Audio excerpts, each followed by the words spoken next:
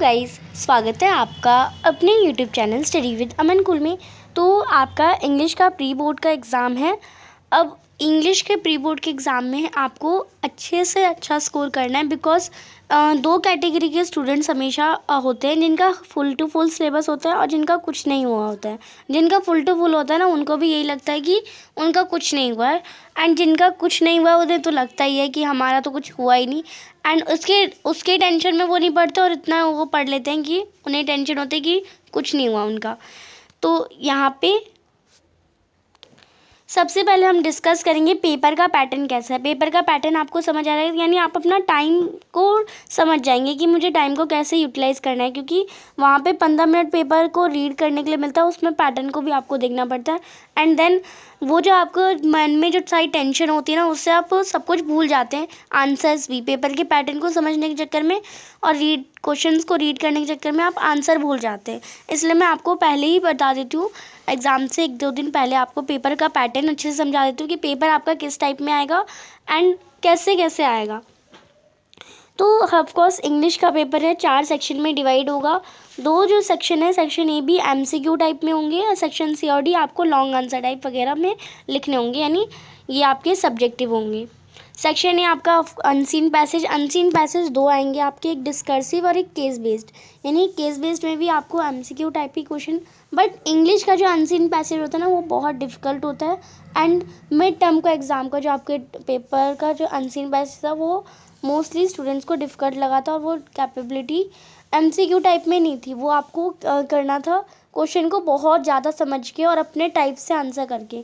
तो इसमें MCQ के मिक्सचर भी आ सकते हैं और इसमें आपको कुछ क्वेश्चन के आंसर आपको खुद लिखने के लिए आ सकते हैं, और वो भी 1 मार्क में आपको ऐसा लिखना होगा जो आपके लिए करेक्ट हो एकदम।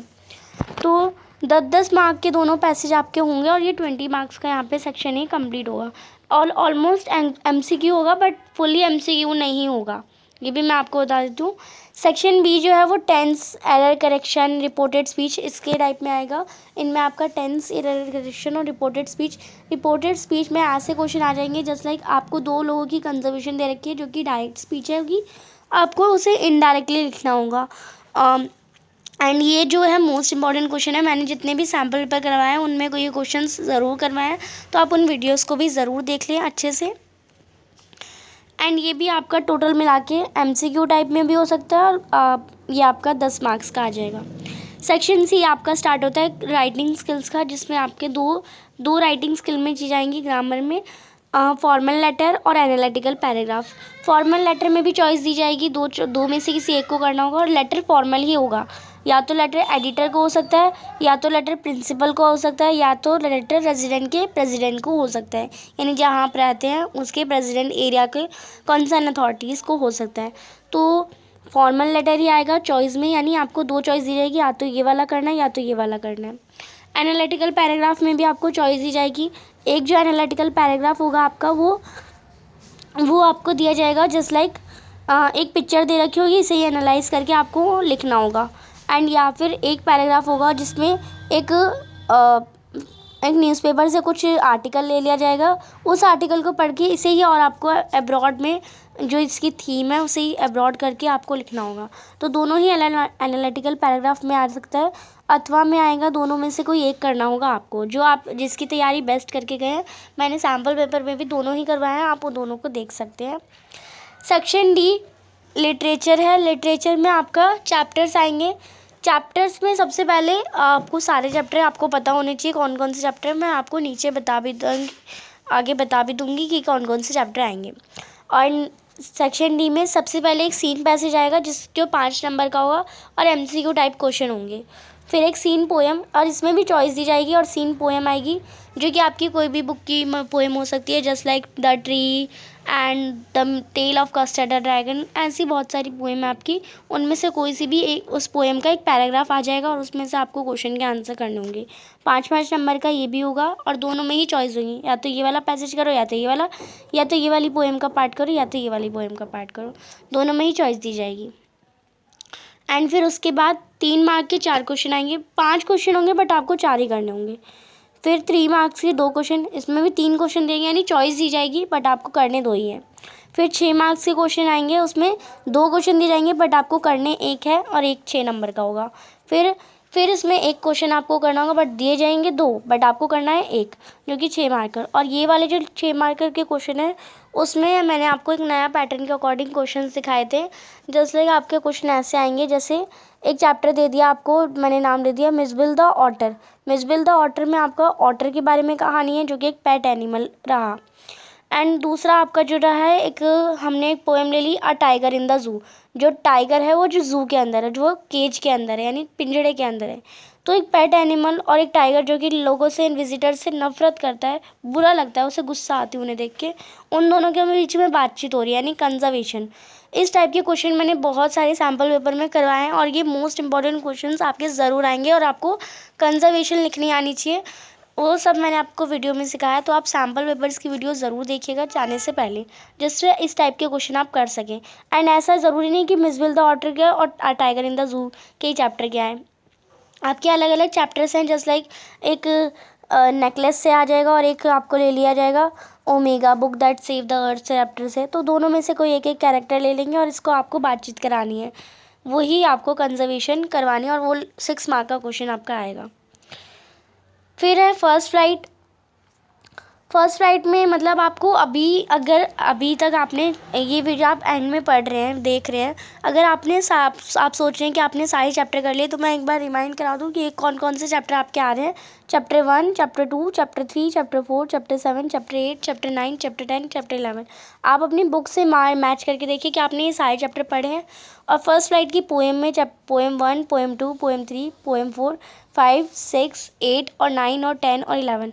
एंड आप ये देख लीजिए कोई आपने एक्स्ट्रा पोएम तो नहीं पढ़ी, और कोई पोएम छूटी तो नहीं है आपसे। फुटप्रिंट विदाउट फीट में चैप्टर में आपके first, second, third, fourth, fifth, six, seventh और 9th 8 चैप्टर नहीं है, 9th है। एंड यहाँ पे इतने चैप्टर के अलावा कोई एक्स्ट्रा तो नहीं पढ़ा आपने, और कोई कम तो नहीं पढ़ा, वो आपको देखना है। अब आपने देख लिया पढ़ना, आपने देख लिया कि हमें ये सब पढ़ना है, हमें पैटर्न भी पता चल गया, बट पढ़ना कैसे, अगर जिन्होंने स्टार्ट नहीं करा, बिकॉज जिन्होंने स्टार्ट नहीं करा हमें उसे ही तो आगे बढ़ाना है, और जिन्होंने कर लिया वो भी आगे बढ़ेंगे।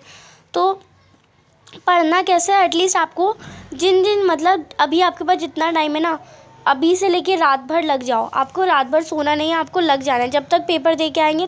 फिर आपको पेपर देने के बाद आके सो जाइए, दिन भर सो जाइए, फिर नेक्स्ट आपको अगले वाले के लिए रात भर। अभी आपको रात को सुबह मान लेना, सुबह को रात मान लेना है।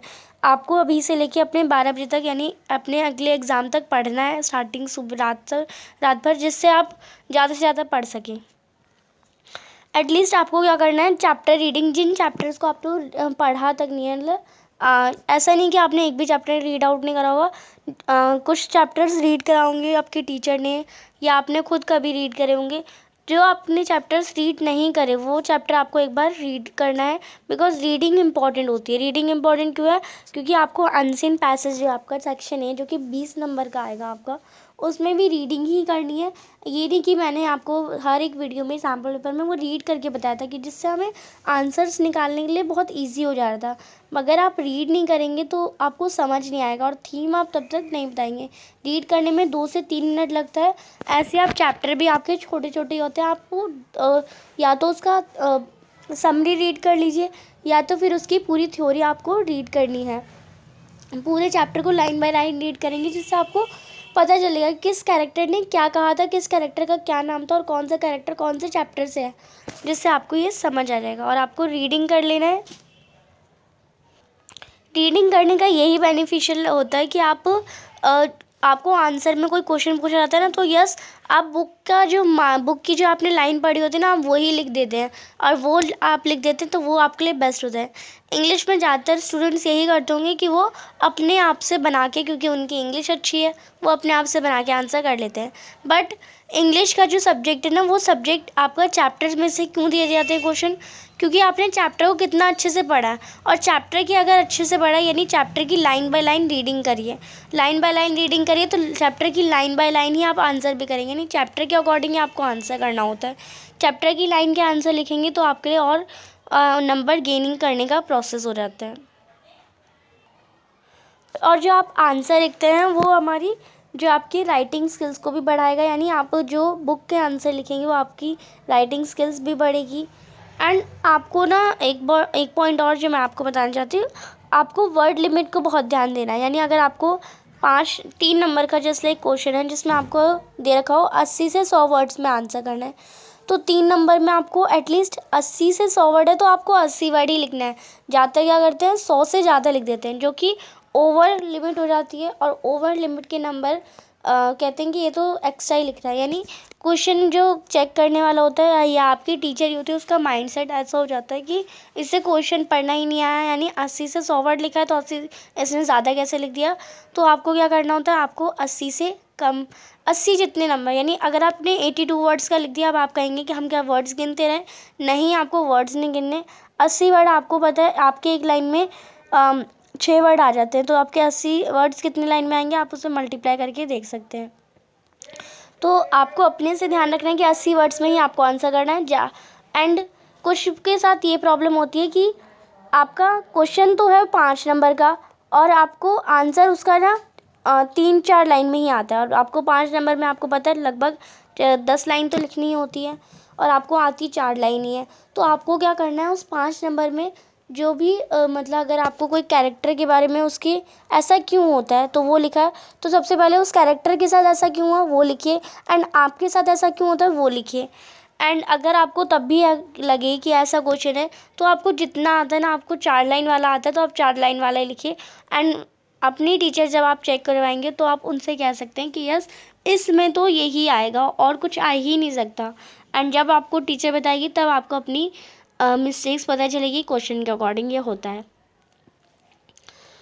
इम्पॉर्टेंट क्वेश्चन की प्रैक्टिस करनी है। एट द एंड मैं यही कहूँगी, आपको इम्पॉर्टेंट क्वेश्चन जितने भी मैंने चैनल पे डाल रही हूँ और डले हुए हैं वो सबको आपको इम्पॉर्टेंट क्वेश्चंस की प्रैक्टिस करनी है।